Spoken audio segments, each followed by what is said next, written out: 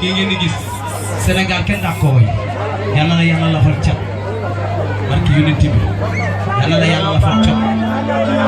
musal la bàyyi la nga yëggaleeg sa sago